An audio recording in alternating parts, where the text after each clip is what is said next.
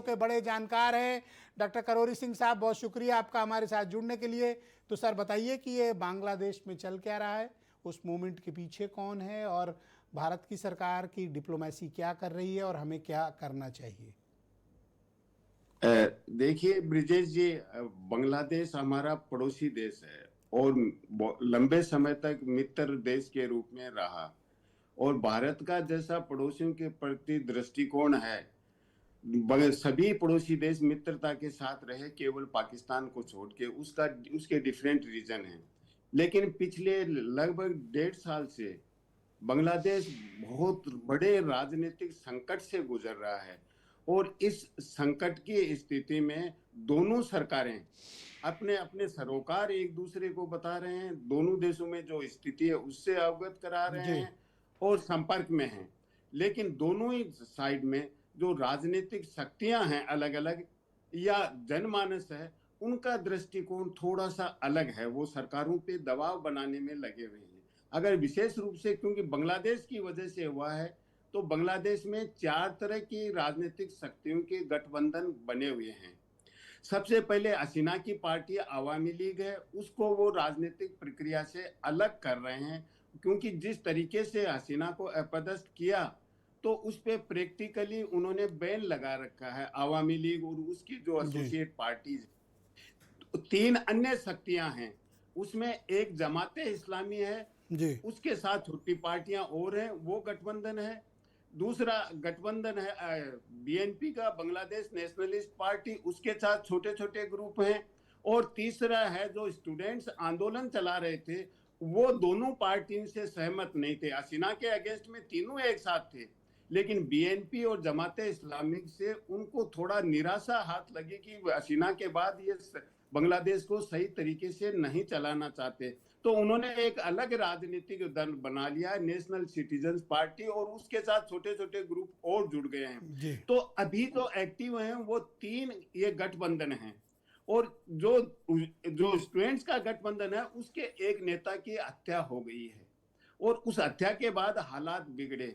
तो Indian high commission के सामने लोगों ने डेमोन्स्ट्रेशन किया और ये कहा कि जो हत्यारा है वो हो सकता है भारत भाग गए। कयास लगाया, कोई एविडेंस नहीं है। और भारत ने स्पष्ट कर दिया कि हम बांग्लादेश में शांति चाहते हैं, स्थायित्व चाहते हैं, प्रजातांत्रिक व्यवस्था बहाल हो। हमारा बांग्लादेश के मामले में कोई हस्तक्षेप करने का या बांग्लादेश के राजनीति में इंटरफेरेंस करने का इरादा नहीं, भारत ने स्पष्ट कर दिया।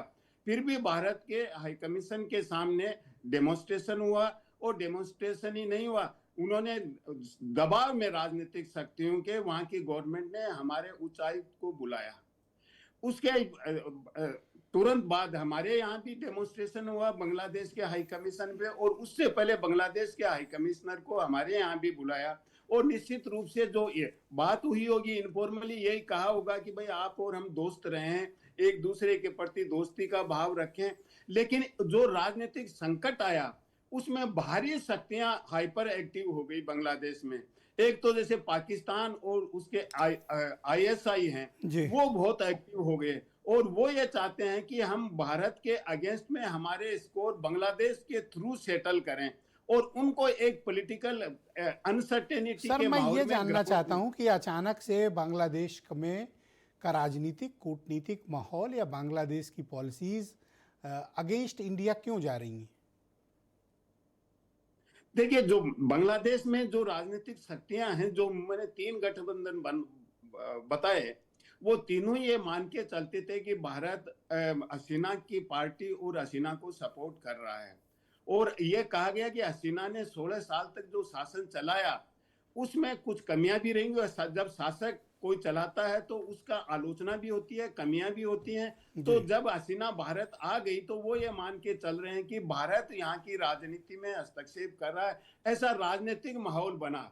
लेकिन जिस तरह से यूनुस को बनाया चीफ एडवाइजर और अंतरिम गवर्नमेंट का चीफ, तो उन्होंने बहुत से कमीशन बनाए और कमीशन बना के ये प्रयास किया कि बांग्लादेश के हर मामले को हम रिव्यू करें। और रिव्यू करके उन्होंने कहा कि इन सबको कंबाइन करके एक कंसेंसस कमीशन बनाया। आपको लगता है कि कोई सिंसियर एफर्ट्स हो रहे हैं दोनों तरफ से डायलॉग्स में, और इस माहौल को थोड़ा सा इजी करें ताकि इस तरह का जो तनाव है ये तो ना हो?